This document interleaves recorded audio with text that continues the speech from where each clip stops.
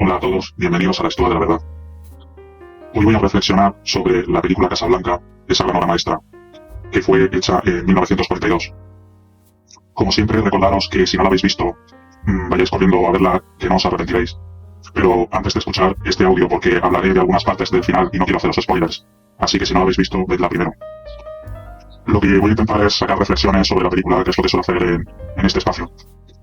Y no tanto centrarme en aspectos técnicos. Sí me voy a centrar en un par de ellos nada más, como por ejemplo que me pareció una obra maestra en cuanto a claroscuros, iluminación, un gran blanco y negro de la historia del cine. Los diálogos también son de lo mejorcito de la historia del cine, de hecho, los personajes están prácticamente construidos casi en su totalidad en base a los diálogos. También comentaré una escena que me parece genial, cuando Ilsa está con Rick y sin querer golpea una copa que hay en la mesa y se derrama el contenido, y enseguida se pasa como en un hilo de movimiento a la escena siguiente en la que aparece Rick en París debajo del chaparrón con la gabardina empapada y el sombrero empapado, que es cuando sufre su decepción por el plantón de Ilsa. Y pareciera que el líquido que se derrama de la copa se transforma en lluvia y cae sobre él, y a su vez sobre la carta que le ha escrito Ilsa, en la que las líneas se están borrando y corriendo por el papel debido a las gotas de lluvia. Me parece una escena buenísima. Y ya paso a reflexionar sobre la película. Me voy a centrar primeramente en el personaje de Rick.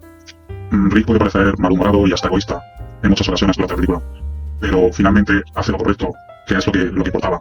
En mi opinión, es un hombre que lo ha pasado mal en la vida. No solo por el plantón de Ilsa en París, porque en las imágenes que se ve con ella en París antes del plantón, se le ve más fresco y contento que después, evidentemente, pero no creo que se trate solamente de ese problema. Lo de París seguramente fue la gota que colmó el vaso, pero se intuye que el personaje, que es muy inteligente, lo ha pasado bastante mal en la vida. Y eso puede hacer que un hombre se revista de una coraza osca y malhumorada, pero no significa que sea necesariamente mala persona, como vemos al final de la película. De hecho, el personaje tiene un buen corazón.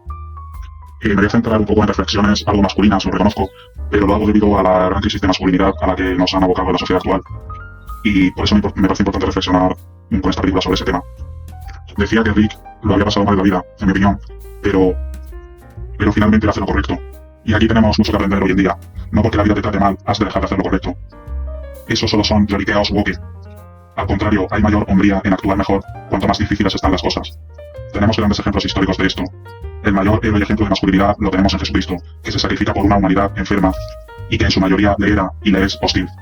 Por supuesto, Rick está muy lejos de ser perfecto, bebe y fuma demasiado, y hasta llega al final de la película a hacer uso de su arma. En nada de eso debemos imitarlo. La hombría no se demuestra así, sino en el terreno de la decisión, la moral y la ética. Y no descuidando la salud, evidentemente, o actuando con agresividad hacia los demás, sino intentando hacer lo más correcto según nuestras posibilidades, a veces limitadas, pero haciendo lo que buenamente se pueda. Por supuesto, no siempre nos saldrán las cosas bien.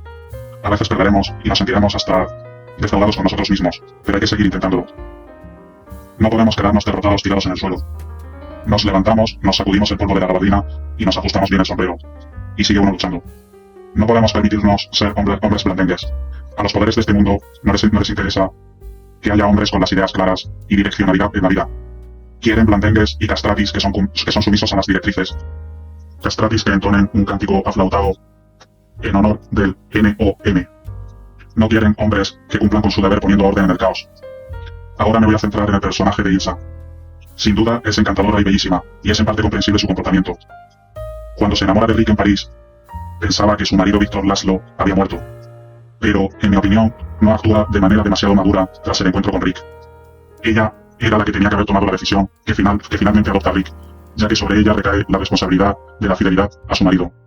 Sin embargo, se bloquea y transfiere su responsabilidad a Rick, pidiéndole que él decida lo que debe de pasar. O sea, elude su responsabilidad. Me recuerda más en ese sentido a una inmadurez más actual que al comportamiento de una señora de los años 40 que solían ser más responsables, aunque por supuesto siempre ha habido excepciones.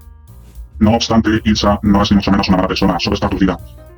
Finalmente, Rick hace lo correcto con los pasaportes y protege de esa forma a Ilsa y a su marido, porque sabe que su marido Víctor Laszlo está cumpliendo con una misión y una gran causa, y así protege también el matrimonio de ambos, de Víctor Laszlo y Ilsa.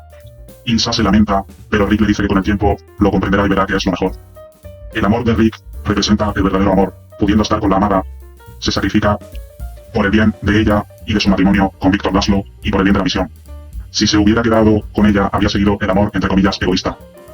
Rick sabe leer los signos de los tiempos, al igual que Víctor Laszlo. Son conscientes de que tienen una misión en un mundo en plena guerra, ganar terreno al caos, con el bien y el orden. El Capitán Renault también termina finalmente actuando bien. Es un personaje que se mueve todo el film en paralelo con Rick. Son muy inteligentes y a la vez muy parecidos. Inteligentes, irónicos, vienen de vuelta de todo. Son imperfectos pero finalmente actúan correctamente. Con toda lógica se inicia el comienzo de una gran amistad. Hay un momento en el que el Capitán Renault, antes del desenlace correcto, va a tomar un trago, pero no lo hace y tira la botella a la basura.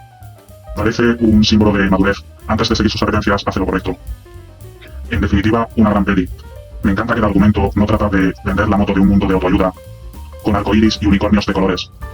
Durante la película, los protagonistas son imperfectos, casi inmorales, en algunas ocasiones, pero terminan haciendo lo que deben de hacer. Gran realismo como la vida misma. Por imperfectos que seamos, siempre podemos reconducirnos. Ojalá hoy en día se hicieran más pelis así, que nos estimularan a ser mejores. La película nos enseña que a veces perder, cuando se actúa bien, es ganar. Dejadme vuestros comentarios y opiniones, suscribiros y dadle al like si os gustan estos vídeos para que el canal siga adelante. Gracias y hasta la próxima.